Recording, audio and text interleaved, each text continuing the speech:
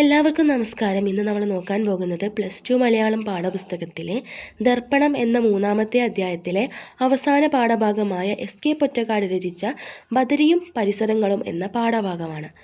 വായനക്കാർക്ക് ഏറ്റവും ഇഷ്ടപ്പെട്ട വായനാശാഖയാണ് യാത്രാവിവരണം, അല്ലേ?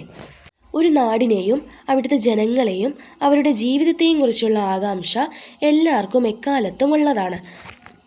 നമ്മുടെ യാത്രാനുഭവങ്ങളെ ഭൂമിശാസ്ത്രപരമായും സാമൂഹികപരമായും സാംസ്കാരികവുമായിട്ടുള്ള പ്രത്യേകതകളുടെ അടിസ്ഥാനത്തിൽ അവതരിപ്പിക്കുന്നതാണ് യാത്രാവിവരണം. നമുക്ക് പഠിക്കുവാനുള്ള ബദരിയും പരിസരങ്ങളും എന്ന് പറയുന്ന ഈ ഒരു പാഠഭാഗവും ഒരു യാത്രാവിവരണമാണ്. മലയാളത്തിലെ ജോൺ ഗന്ധർ എന്നറിയപ്പെടുന്ന എസ്.കെ. പൊറ്റക്കാടിൻ്റെ യാത്രാ അനുഭവമാണ് ഈ പാഠഭാഗം. മലയാളത്തിൻ്റെ പ്രമുഖ നോവലിസ്റ്റ്, കഥാകൃത്ത്, സഞ്ചാര സാഹിത്യ കവി എന്നീ മേഖലയിൽ എസ്.കെ. പൊറ്റക്കാട് പ്രസിദ്ധനാണ്. ഇദ്ദേഹത്തിൻ്റെ ഹിമാലയ സാമ്രാജ്യത്തിൽ എന്ന് പറയുന്ന യാത്രാവിവരണത്തിലെ ഒരു ഭാഗമാണ് നമുക്ക് പഠിക്കുവാനുള്ള ബദരിയും പരിസരങ്ങളും. മലയാളം കണ്ട എക്കാലത്തെയും ലോകസഞ്ചാരിയാണ് എസ്.കെ. പൊറ്റക്കാട്. അങ്ങനെ പറയുവാനുള്ള കാരണം എന്താണെന്നറിയോ? പഴയ കാലത്ത് ഇന്നത്തെ പോലെ ഗതാഗത സൗകര്യങ്ങളൊന്നും വിപുലമായിട്ടുണ്ടായിരുന്നില്ല. എന്നിരുന്നാൽ പോലും ആ സമയത്തും എസ്.കെ. പൊറ്റക്കാട് പല രാജ്യങ്ങളും സഞ്ചരിച്ചിട്ടുണ്ടായിരുന്നു. അതുകൊണ്ട് തന്നെയാണ് അദ്ദേഹത്തെ മലയാളത്തിലെ ജോൺ ഗന്ധർ എന്ന പേരിൽ അറിയപ്പെടുന്നത്.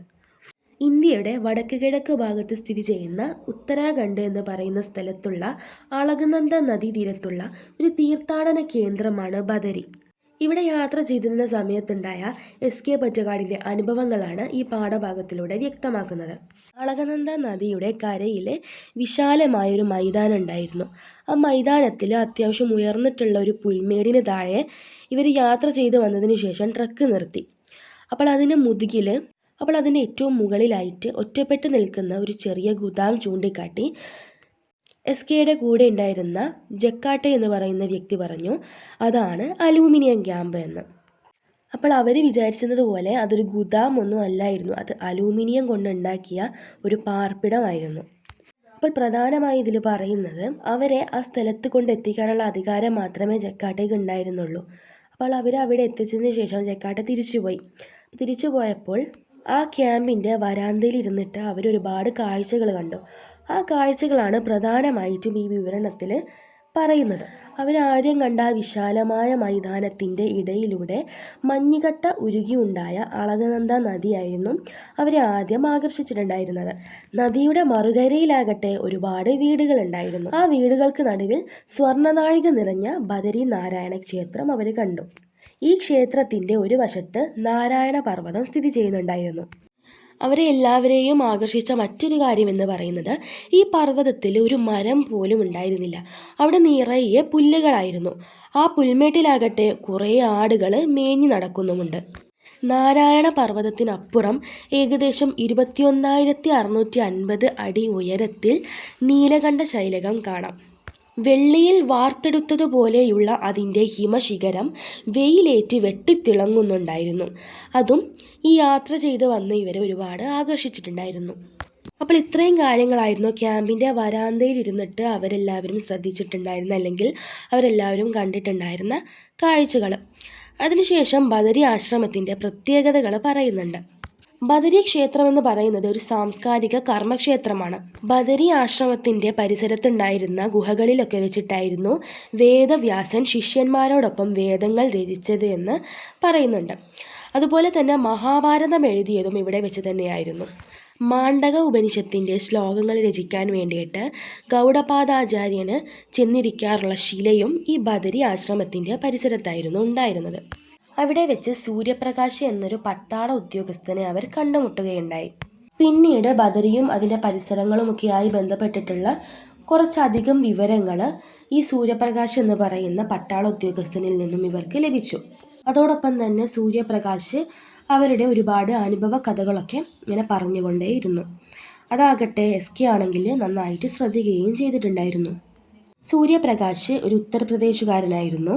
അയാളുടെ അനുഭവങ്ങളൊക്കെ ഇങ്ങനെ പറയുമ്പം അയാളൊരു കഥ പറയുന്നുണ്ടായിരുന്നു. അയാൾ മഞ്ഞുകട്ടയിൽ ഊർന്നു പോയൊരു കഥ. അപ്പോൾ എസ്.കെ. പൊറ്റക്കാട് പറയുന്നുണ്ട്, ഇന്നലെ രാത്രി കുറച്ച് മഞ്ഞ് കൊണ്ടു ജലദോഷം പിടിച്ചു. അത്രയും നിസ്സാരമായിട്ടായിരുന്നു അയാളുടെ ഒരു നിഗൂഢമായിട്ട് മറ്റുള്ളവർക്ക് തോന്നിപ്പിച്ച ഈ കഥ അയാൾ പറഞ്ഞു തീർത്തിട്ടുണ്ടായിരുന്നത്.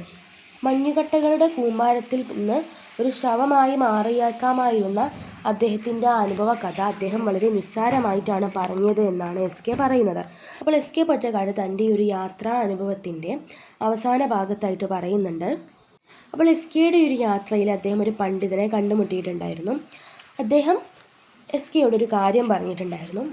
അതാണ് എസ്.കെ ഈ ഒരു പാഠഭാഗത്തിൻ്റെ അല്ലെങ്കിൽ ഈ ഒരു യാത്രാ വിവരണത്തിൻ്റെ അവസാനത്തിൽ പറയുന്നത്. മഞ്ഞുകാലം വരുമ്പോൾ ബദരി നാരായണമൂർത്തി പോലും അവിടെ നിന്നു താഴെ നിലങ്ങളിലേക്ക് ഒഴിഞ്ഞു പോകുന്നു. അന്നും ആ പ്രദേശത്തു കാവൽ നിൽക്കുന്ന നമ്മുടെ ജവാന്മാരെയല്ലേ ദേവന്മാരെക്കാൾ കൂടുതൽ ആദരിക്കേണ്ടത്.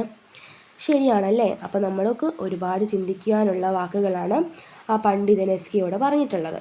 അപ്പോൾ ഇത്രയേ ഉള്ളൂ പാഠഭാഗം. ഈ പാഠഭാഗത്തിൽ കാര്യമായിട്ട് ചോദിക്കാനുള്ള ചോദ്യങ്ങളെന്ന് പറയുന്നത് രണ്ടെണ്ണമാണ്. ഒന്ന് വരാന്തയിലെ ബെഞ്ചിലിരുന്നിട്ട് അവർ കണ്ട കാഴ്ചകളും ബദരി ആശ്രമത്തിൻ്റെ പ്രത്യേകതകളും.